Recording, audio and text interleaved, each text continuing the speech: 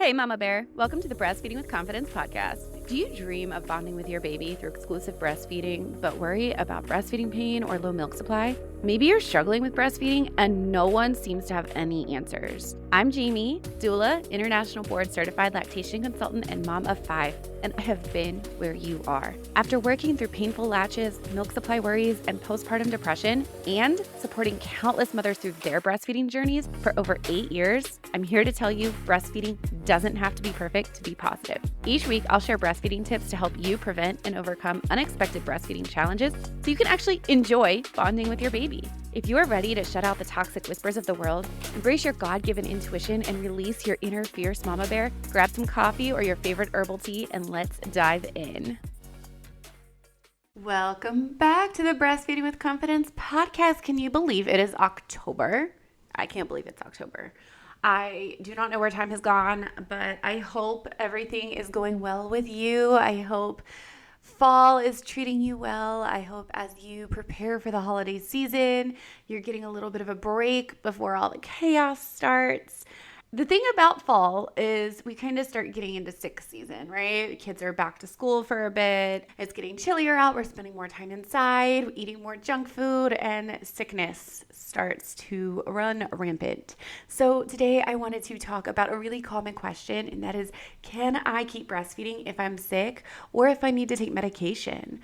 And there's a lot of conflicting advice out there, so we're going to break it down together today. First of all, being sick does not usually mean that you have to stop breastfeeding. Common illnesses like colds, flus, mild infections are generally safe for nursing. In fact, your milk actually provides antibodies that protects your baby from the illness.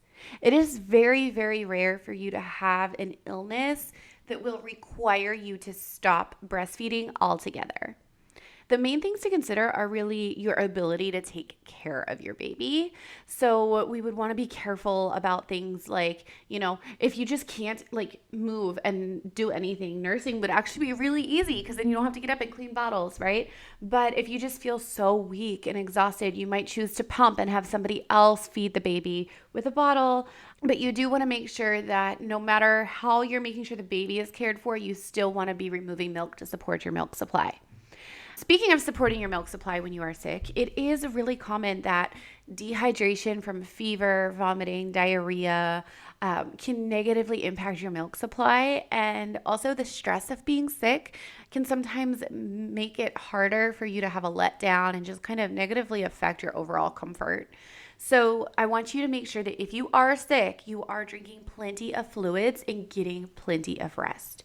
You want to continue frequent nursing or pumping to maintain that demand.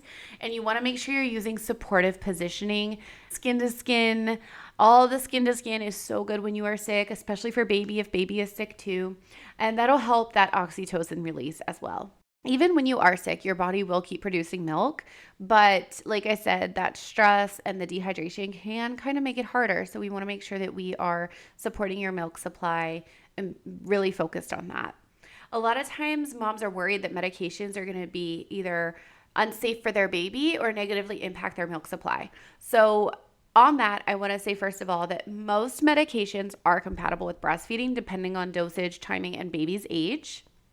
If we're talking about like flu and cold, things like Sudafed or Benadryl, a lot of times you'll be told you can't take that because it'll hurt your milk supply. I would say usually one dose is fine. For the most part, one dose is usually fine, but frequent and high doses could negatively impact your milk supply. They can also cause drowsiness, which is where the danger would come in. So if you are holding your baby, if you are bed sharing, you need to be very cautious if you are taking something that causes drowsiness. We need to make sure we're not bed sharing, that we have another adult who can help us care for the baby. Otherwise, if there's other medications, you have an injury and you're prescribed a pain medication, the majority of the time, medications, antibiotics, etc., will be safe for breastfeeding. And if the doctor in the emergency room or your primary care says that they don't think it's breastfeeding safe, look for an alternative. Most of the time, there is an alternative. And a lot of the time, we find out that the one that they said wasn't safe was just an overabundance of caution, and it actually is safe. So if you are concerned about a medication you've been prescribed, Go ahead and check out the LactMed database that is through the National Institute of Health. That is a medication safety database.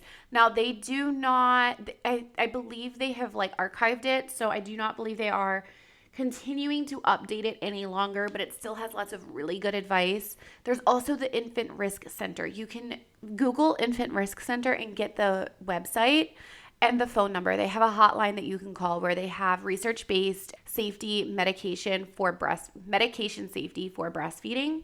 And they are a really fantastic resource as well for most medications.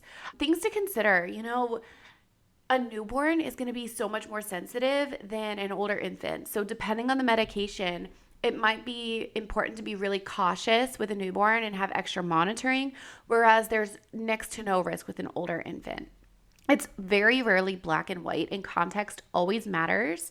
So again, if you are in a position where you really need a medication, there are no alternatives, and they're telling you it's unsafe for breastfeeding, talk to a lactation consultant, call Infant Risk, do your due diligence to make an informed decision, because too often I see moms quit breastfeeding over needing to take a medication that they didn't need to quit breastfeeding for. So it is very important to put your health and safety as a priority and your baby's health and safety as a priority. But I want you to know that a lot of times the benefits of breastfeeding dramatically outweigh the risks of taking a medication short term and sometimes even long term.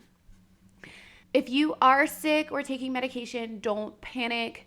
Most of the time it is compatible with breastfeeding, and most of the time there is an alternative that will be compatible with breastfeeding. What is most important is staying informed, supporting your milk supply, and seeking help when you need it.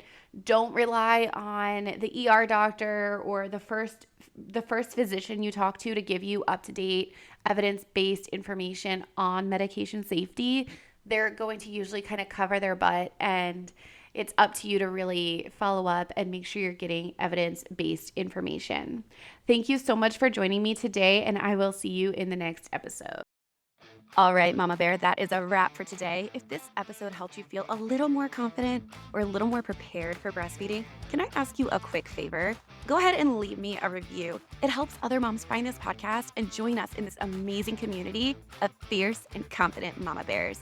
And hey, if you know a friend who could use some encouragement or real talk about pregnancy, breastfeeding, and all things motherhood, share this episode with her.